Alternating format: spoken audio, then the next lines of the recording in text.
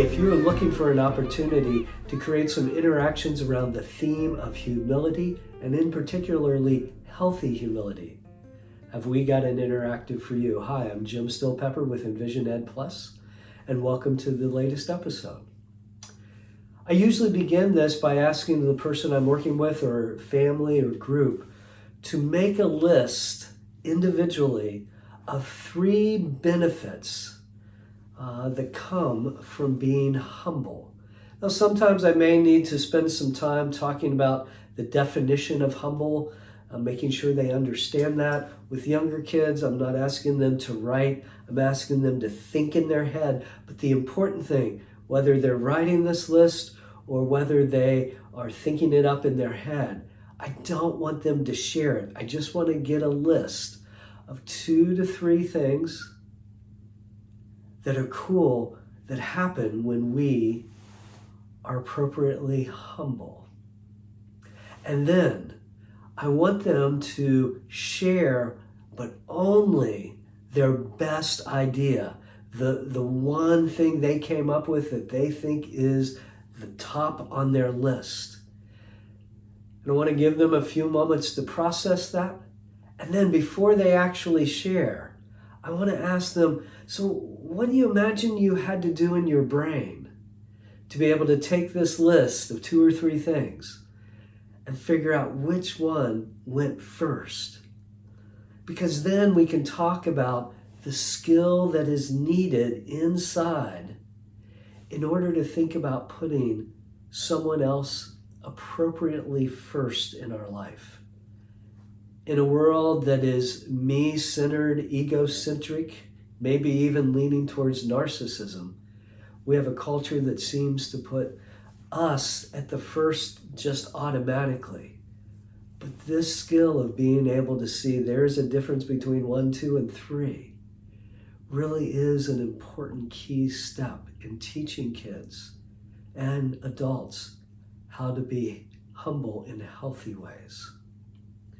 And so we'll talk about that process, talk about what happened in my brain, talk about what they think happened in their brain, and how that skill could help them then be able to put others first when appropriate.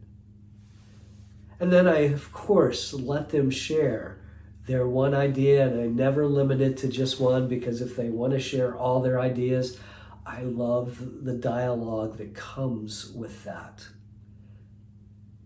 And that could be an interaction all in and of itself. But often what I like to do is then pair it with what I call a dilemma. A dilemma is a specific technique that requires them to think deeply. In fact, research around the function of the brain would suggest that when we give people dilemmas, it causes the hippocampus and the cortex, the midbrain and the more mature part of the brain, to do a lot of interactions to be able to solve a dilemma.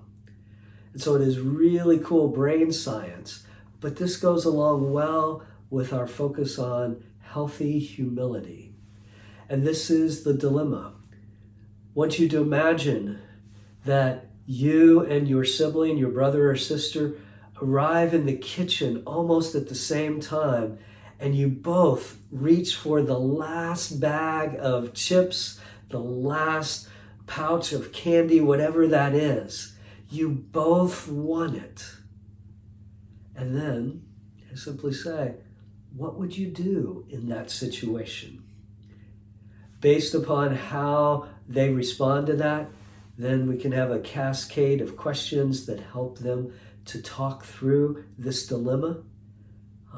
And if you will go to the link at the bottom of this, you will find a link that will take you to a handout, the reproducible handout that I use that goes along with this dilemma interactive.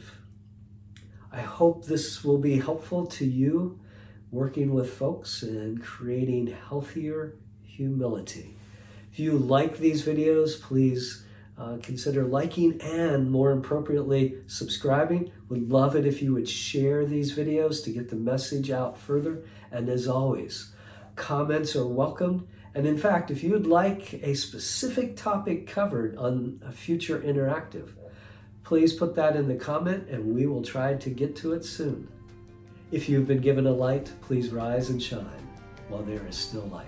Thank you so much.